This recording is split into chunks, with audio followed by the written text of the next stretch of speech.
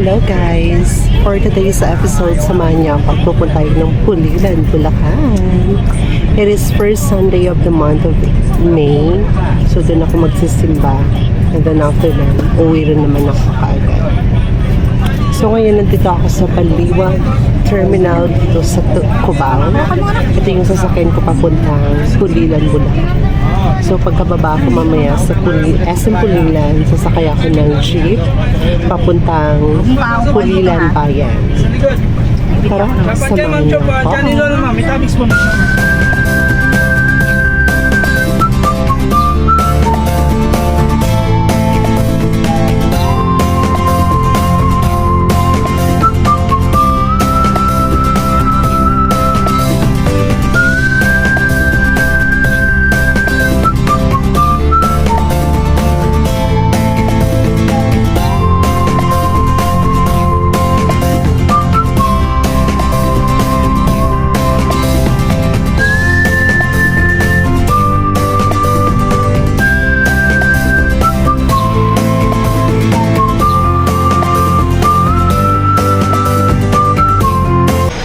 Hello guys! Nandito na ako ngayon sa Pulilan.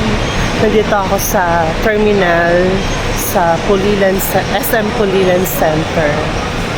Dito yung sakayan ng tricycle papuntang Pulilan Bayan. At saka sa kabila naman, dun yung sakayan ng jeep.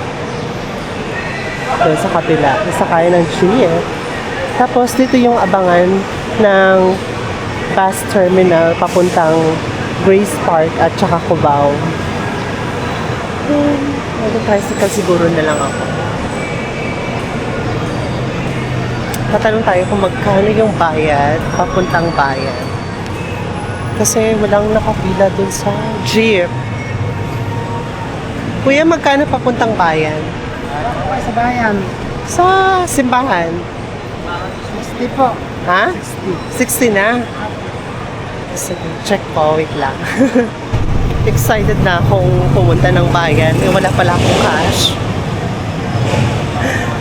Yun pala guys, yung binayaran ko sa bus simula Cubao Terminal papunta dito, 110 lang. So magwi-withdraw lang ako para may magagamit ako papuntang bayan.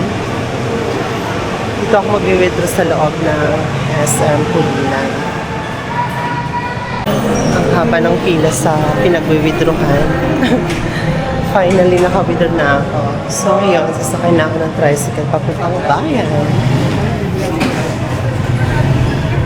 May nakapila pala doon na jeep. Kaso, wala masyadong sumasakay. Sa tricycle na lang ako sasakay. Para mas mabilis.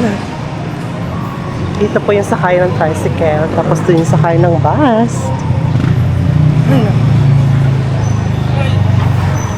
Ayan po.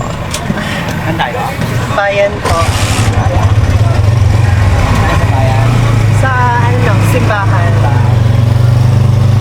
Guys, masakay na ka ng tricycle. Say hi, kuya.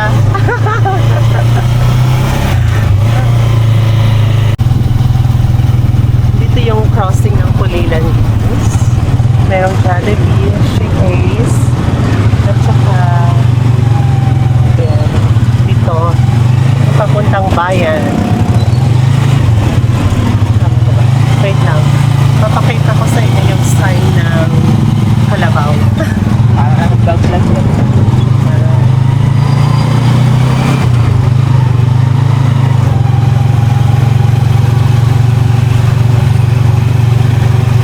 Ang ganda na ng palengke ng Pulilan, no? Wow!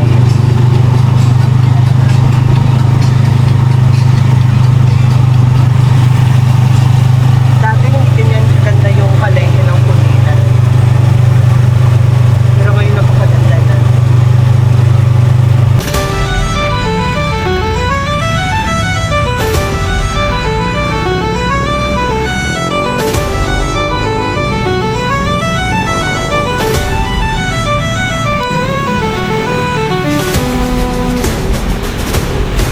Hi guys, nandito na ako sa bayan ng Pulilan at sa likuran ko yung simbahan nila, which is yung parokya ni San Isidro Labrador. And dito sa likuran ko yung kanilang fort. And dun sa likuran banda yung kanilang plaza at municipality. This coming May 14, guys, merong festival dito, which is Niling Carabao Festival. So babalik ako dito para panoorin yung mga kalabaw na lumuluhod mismo dito sa harapan ng simbahan.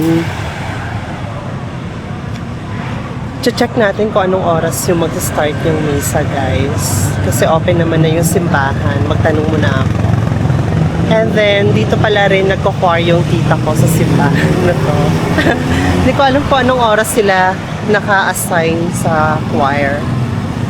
Magdadasal muna ako at saka mamaya iikot-ikot tayo dito.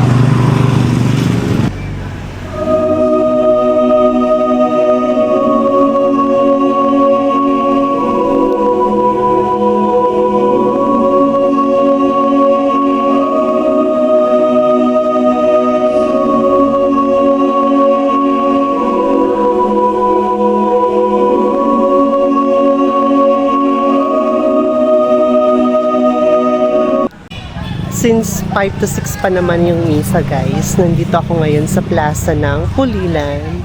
Tsaka maraming mga dito, street foods. So, tamang-tama. Ayan o. So, tamang-tama, gutom na ako. Bibili lang ako ng mga makakain. Check natin dito sa kabila. Ang init. Parang nasusunog na yung mukha ko. Pero silang takoyaki dito. Ano to? Shawarma. Kimchi rice. Gusto ko takoyaki. Pork is same lang din naman yung presyo nila sa Maynila. 40 pesos for 4 pieces. Takoyaki na lang yung bibili natin. Okay lang ba bibidyohan ko? Ayan.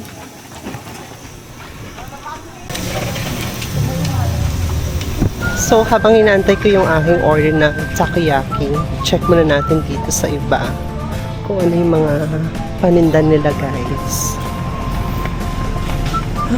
Kung Fu style chicken. Kaya silang siomai noodles dito. Shawarma. Shawarma sila. Sa dulo, tatali mo dito. Meron din dito. Tapos idikit mo doon sa ano. Ayan, chicken sa kapila. Pakainit.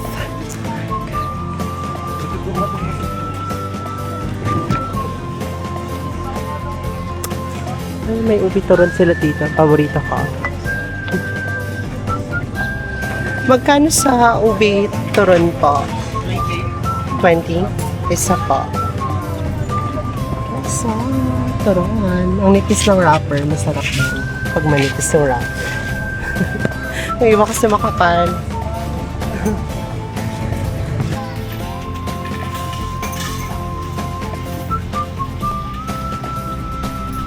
Hindi pa luto yung takoyaki na in-order ko. Bumili ako ng ubi turon, tapos itong aking panula, my favorite, which is cucumber melon. Tamang-tama kasi ang napakainit. Sarap. Akala ko 20 pesos lang yung ubi turon. Nung sinuklian, 28 pala. Ay, okay.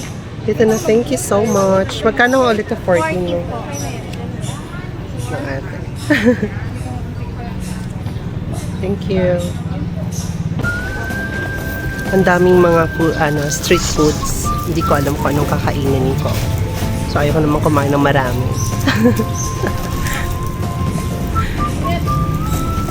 So, nagtanong ako yung open hours nila dito from 4 p.m. to 11 p.m.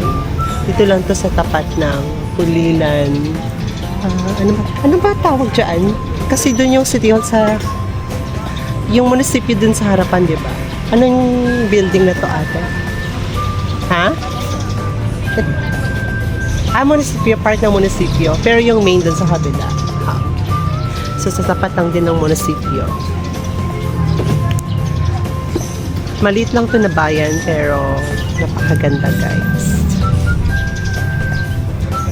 Tara, sabahan niyo ako at kakain na tayo. Ito ang ating in-order na takoyaki. Mainit pa. Siguro mamaya na. Unahin mo natin itong turon.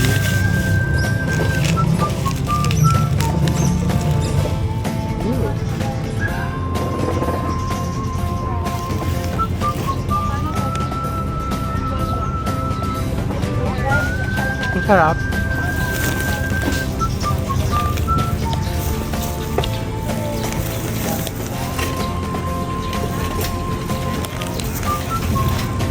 Perfect combination talaga yung ube at saka yung saging.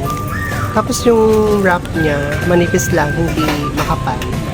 Which is the best para sa turon.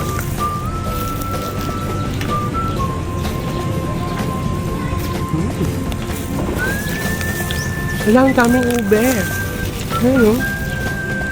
Nakikita niyo ba? Ang daming ube.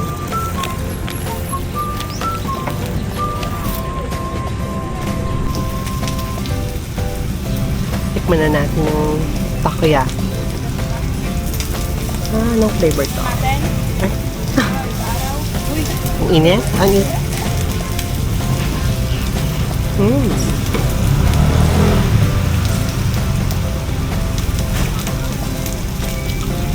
Sarap.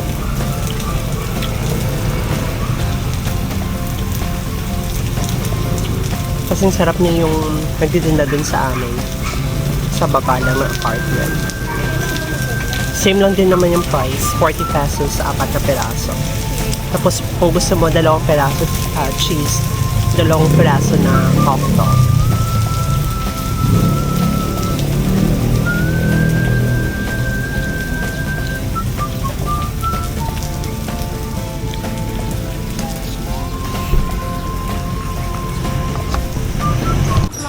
Parang sarap nitong enoki mushroom pork. 55 per stick. 55 per stick, ate? Yes po. Pwede bang dalawa? Yes po. Yes Okay lang pa. Wait lang po. Dalawa. Okay lang. Guys. Wait, kutsara pa.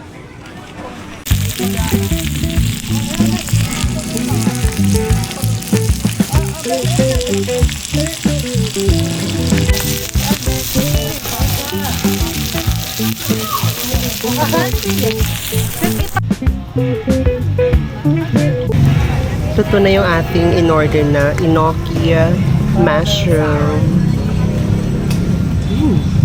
Bango. Ay, may langaw. Wait lang. Wala ko gusto.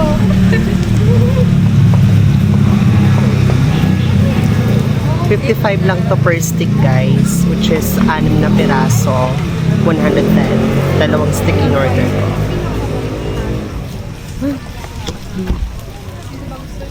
Lain ko ba? Mahang balak. Sarap ng enoki nila.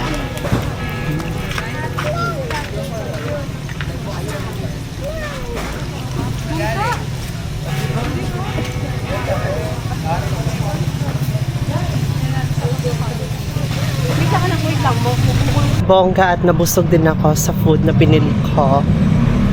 So, sa takoyaki, 40 pesos sa 4 na piraso. Sa inuyaki mushroom, 2 stick, 110. And then, sa cucumber melon na drinks, 25 pesos. Kaya naglalakad na ako papuntang simbahan kasi it's already 4:45 at mag-start na yung misa by 5 p.m.